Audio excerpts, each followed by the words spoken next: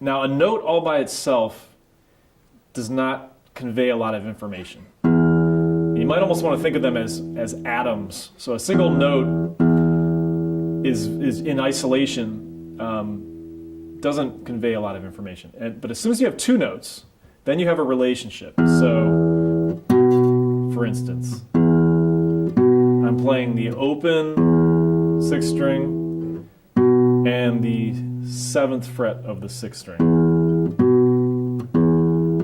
So right there you have kind of a dramatic relationship.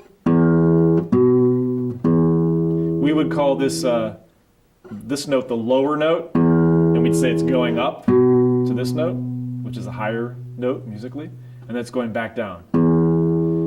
So we have a lot of things going on already. We have sort of a movement from low up higher, and then from high down to low. You could also play those two notes at the same time. I'm going to need two strings to do that, but here's the same note on a different string. And I'm going to play the open 6th string and then this note, but I'm going to play it on the 5th string. Okay, so that has a certain sound to it. The technical name for two notes is interval. So you can measure the distance between any two notes and you call it an interval. And all the intervals have names. It took me many years before I sort of came across intervals as a way of understanding music, but I honestly think it's the most direct and most useful way to think about music. So if you can, as a beginning guitar player, if you can kind of grasp the idea of intervals, you'll be way ahead of the game and you'll really understand music from the inside out. So let's back up a second here. Let's say that we have these 12 notes. Like I just said, by themselves, just individually, the notes aren't conveying all that much. But one way to hear all the intervals, and the guitar is great for this, is to take an open string, we'll stick with this 6th string, and then one after the other we're going to play fretted notes.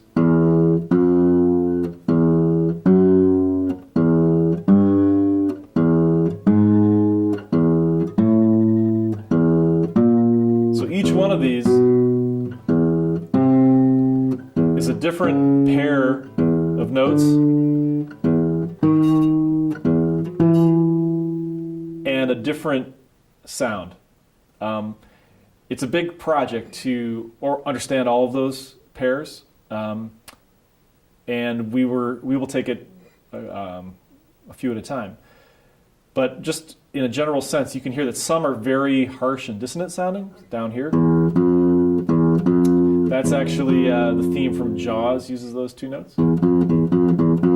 Very dark sounding. Some are a lot sweeter sounding.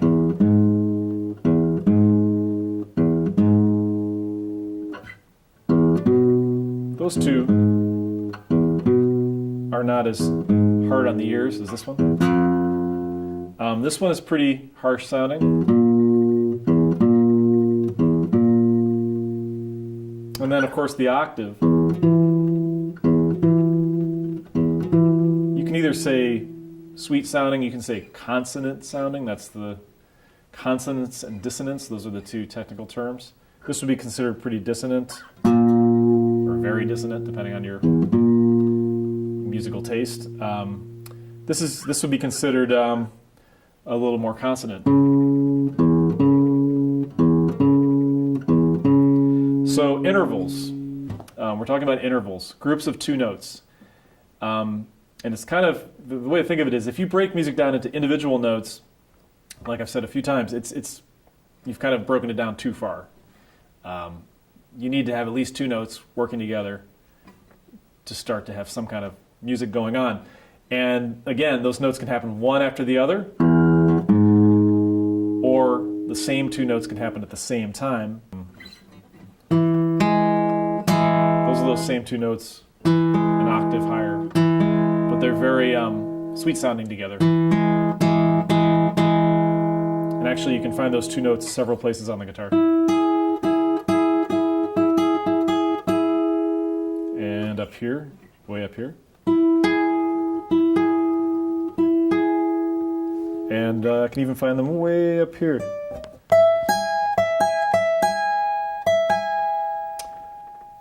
So, intervals. And we're going to talk a lot more about those.